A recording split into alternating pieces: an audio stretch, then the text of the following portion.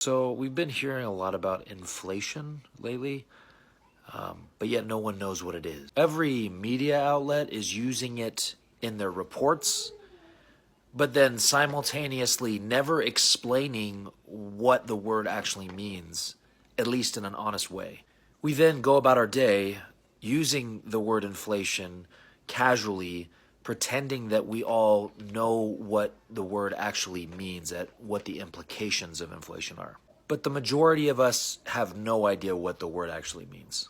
Now, there are a few general definitions that are kind of whitewashed, but here they are. Number one, the action of inflating something or the condition of being inflated. Number two, a general increase in prices and a fall in the purchasing value of money. The true definition of inflation as it relates to money and our economy is simply this. Inflation is an increase in the money supply, thus causing an increase in prices of goods and services and a fall of the purchasing power of our money. Put it simply, there is more money circulating, but competing for the same amount or even a less amount of goods and services available. When there is an increase in the money supply and your income doesn't change, then your money loses value. It's a hidden tax.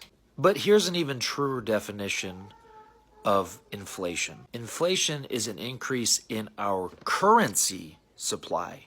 Because for something to actually be considered money, it has to fulfill these three requirements. It has to be a unit of measure, a medium of exchange, and a store of value.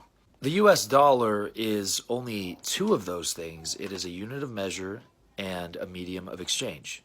The US dollar is not a store of value because it doesn't have intrinsic value, and it is not backed by a commodity that has some sort of store of value. So now, whenever you hear the word inflation, you'll have a basic understanding of what the word actually means.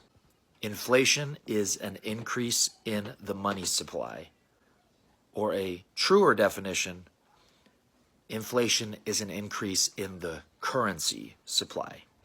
Now that you understand what inflation does to your wealth, you may ask yourself, well, why is there an increase in the money supply?